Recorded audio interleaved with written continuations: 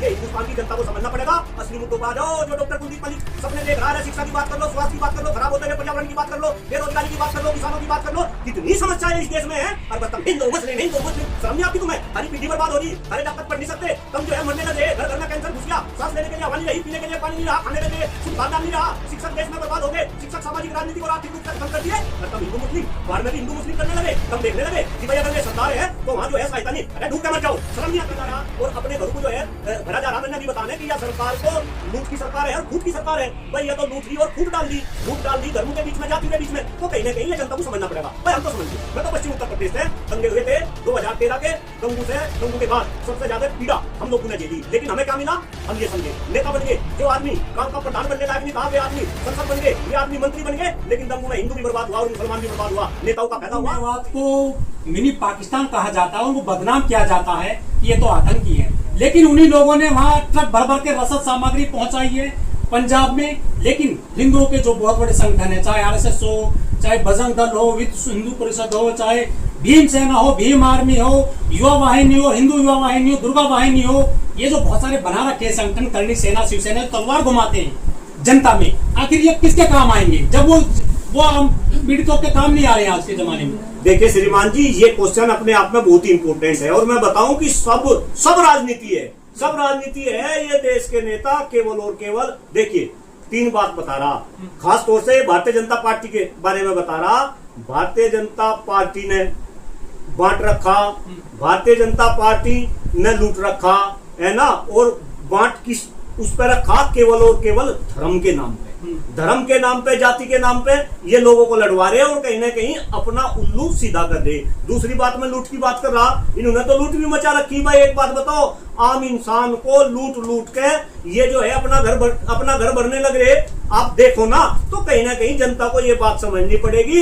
हिंदू मुस्लिम तो कुछ नहीं है। मैंने कह रहा, इन्होंने तो अपनी लड़कियां जो है सारी की सारी जितने हिंदू है वो मुसलमानों के दे रखी और मुसलमानों की लड़कियां अपने ले रखी। नाम खोलने लगू, मेरे ख्याल से हम बाढ़ पर बात कर रहे थे, डॉक्टर कुलदीप मलिक बोलेगा तो फिर बात जो है बहुत दूर तक जा। जनता समझ ले, हिंदू मुस्लिम केवल और केवल दिखावे के लिए है, दिखावे के लिए। ऊपर जो ना बात पूरी हो जो ऊपर रिश्ता वो तो बेटी का रोटी का, और नीचे हमें हिंदू मुस्लिम अपने जब तक विदेश में पढ़ा लेंगे, वहां उन्हें जो है इंग्लिश में पढ़ाओगे। नीचे हमारे वालों को भगावे कि भाई वो ज्ञान सुना होगा अभी, क्योंकि मास्टर हूं ना, शिक्षक हूं, फिर वहां बात करने लगूंगा कि भाई हनुमान जी अंतरिक्ष में जाने वाले कौन थे? पहले इंसान थे। हमारे वालों को ऐसी बात पढ़ाओगे तो कहीं ना कहीं जनता इस बात को समझे कि इस देश के नेता, और नेता में सबकी बात कर रहा है, यहाँ केवल एक पार्टी नहीं, इस देश के नेता।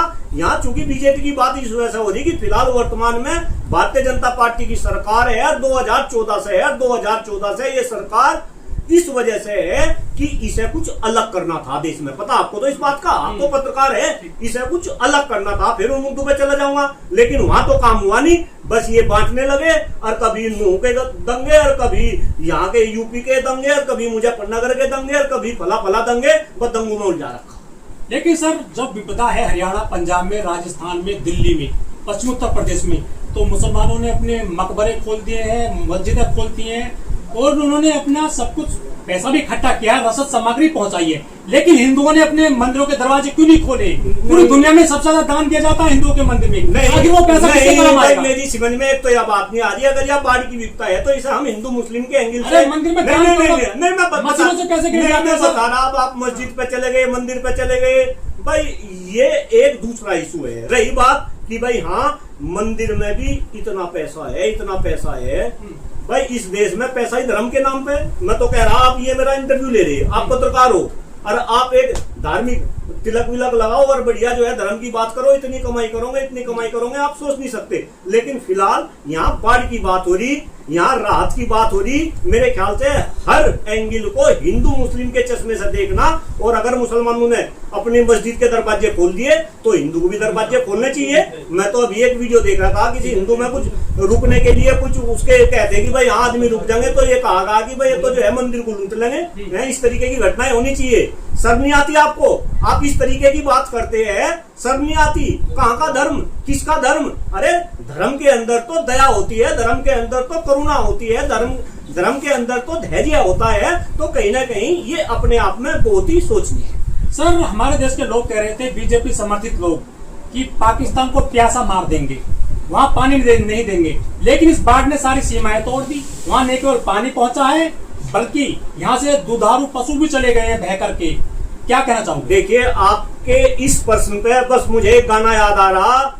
एक भूमि आई थी, उसमें एक गाना था, पंछी नदिया और कुछ जो के सरहद ना इन्हें रोके। ये सरहद तो इंसानों ने बना रखी, ये सरहद इंसानों ने बना रखी। कहीं ना कहीं अभी फिलहाल जो सिचुएशन है, भाई हमने जो कहा था और अब जो हो रहा, भैया आपने बताया कि भाई हमारी तो भैंस भी जा रही, भैंस का मतलब है हमारा तो दूध भी उधर जा रहा, हम तो पानी रोकने की बात कर रहे थे।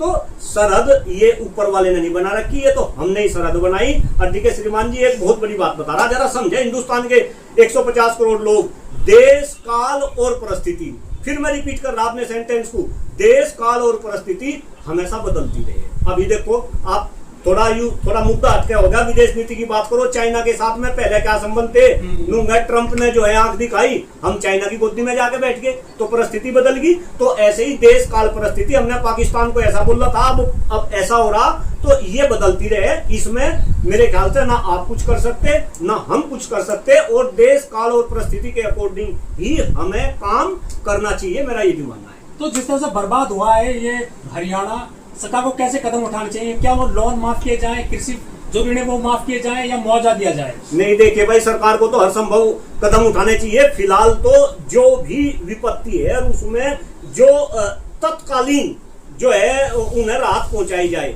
उस तरीके के सरकार काम करे, और फिर आगे एक सर्वे करावे किसका किस तरीके से भाई कहाँ कैसे कैसे लॉस हो रहा, उस लॉस की जो है भरपाई की जाए। और सभी लोग, सरकारी नहीं, मैं तो कह रहा जितने संगठन अभी हम बात करते हैं, सारे संगठन भी कहीं ना कहीं साथ आवे, और सरकार को जो जैसा आप बता रहे हो और हम देख रहे हैं कि जो भिन्नता का रवैया है कि भाई ये तो सरकार है, कहीं ना कहीं सरकार की बदले की भावना तो नहीं, कहीं खालिस्तानी बोलते हैं। नहीं भाई, जो भी है वो तो खालिस्तानी भी बोल रहे हैं, तो कोई इसमें सत वाली बात नहीं। लेकिन सरकार को ऐसा बदले की भावना से काम नहीं करना चाहिए। यहाँ मैं मीडिया को भी कह रहा, मीडिया को भी अपना जो है पंजाब की तरफ सारे कैमरे और सारा यू ताम झाम सब जो है पंजाब पे जो है लेके जाना चाहिए। और ये जो जिस तरीके का वहां प्रकृति ने तांडव मचाया, उस तांडव को दिखाना चाहिए, ताकि हिंदुस्तान के लोगों को पता चल सके और ज्यादा से ज्यादा लोग राहत कार्य में पंजाब की मदद कर सके। लोग यहाँ IPL करवाते हैं, करोड़ों रुपए कमाते हैं, अरबों रुपए कमाते हैं, वो धन्ना सेठ है, क्या वो खुलकर के सामने मदद कर रहे हैं? क्या जानते हैं आप उनके बारे में? नहीं भाई, मैं तो एक बात बताऊं, मैं तो प्रीति जिंटा पंजाब से आती है, वो भी IPL में टीम लेती है। नहीं, मैं तो सब कुछ जान रहा। और आप प्रीति जिंटा की बात छोड़ दो, आप अमित शाह के लड़के की बात कर लो, जैसा आगे बात कर लो, जो T20 खिलाता है, तो T20 खिलावे, ICC और कितने बड़े बड़े हैं, सब कुछ इतना पैसा दिए, क्यों भाई जैसा वहाँ क्यों नहीं चले जाते भैया? क्यों नहीं जाते? मोहाली का तो सबसे बड़ा स्टेडियम है, वहाँ तो मोहाली के वहाँ तो जो है बड़े बड़े मैच होते हैं, जैसा आपको दिख नहीं रहा, प्रीति जिंटा को दिख नहीं रहा। के बेटे भी T20 में पैसा कमा रहे हैं, ये तो सारे कमा रहे भाई, सारे कमा रहे। और मैंने कह रहा, बताओ खुल के बताओ कैसे पैसा कमाया जा रहा, आम जनता को जो है लुटा जा रहा, और अपने घरों को जो है भरा जा रहा। मैंने अभी बताना है कि यह सरकार तो लूट की सरकार है और फूट की सरकार है। भाई ये तो लूट रही और फूट डाल दी धर्मों के बीच में, जातियों के बीच में। तो कहीं ना कहीं ये जनता को समझना पड़ेगा। भाई हम तो समझ गए, मैं तो पश्चिम उत्तर प्रदेश से दंगे हुए थे 2013 के, दंगू के बाद सबसे ज्यादा पीड़ा हम लोगों ने झेली, लेकिन हमें क्या मिला? हम ये समझे नेता बन गए। जो आदमी गांव का प्रधान बनने लायक नहीं था, वे आदमी संसद बन गए, वे आदमी मंत्री बन गए। लेकिन दंगू में हिंदू भी बर्बाद हुआ और मुसलमान भी बर्बाद हुआ, नेताओं का फायदा हुआ। तो कहीं ना कहीं ये हिंदुस्तान की जनता को समझना पड़ेगा। असली मुद्दों पर आ जाओ। जो डॉक्टर कुलदीप मलिक सपने देख रहा है, शिक्षा की बात कर लो, स्वास्थ्य की बात कर लो, खराब होते हुए पर्यावरण की बात कर लो, बेरोजगारी की बात कर लो, किसानों की बात कर लो, कितनी समस्याएं इस देश में है। और बस तुम हिंदू मुस्लिम, शर्म नहीं आती तुम्हें? थारी पीढ़ी बर्बाद हो रही, थारे जाकर पढ़ नहीं सकते, तुम जो है मरने लग रहे, घर घर में कैंसर घुस गया, सांस लेने के लिए हवा नहीं रही, पीने के लिए पानी नहीं रहा, खाने के लिए शुद्ध खाद्यान्न नहीं रहा। शिक्षक देश में बर्बाद हो गए, शिक्षक सामाजिक राजनीतिक और आर्थिक रूप से खत्म कर दिए। और तुम हिंदू मुस्लिम, बाढ़ में भी हिंदू मुस्लिम करने लगे। तुम देखने लगे कि भाई अगर वे सरदार है तो वहां जो है सहायता नहीं, अरे डूब के मर जाओ, शर्म नहीं आती तुम्हें? मेरा निवेदन है सबसे, ऐसा ना करो। ये देश थारा भी है, तुम चले जाओगे, आने वाले समय में तुम्हारी पीढ़ी आएगी, अगली पीढ़ी का सोचो। इस देश को आबाद रहने दो। ये आबाद था, आबाद है, और कुछ ऐसा काम करो आने वाले टाइम में भी ये देश आबाद रहे।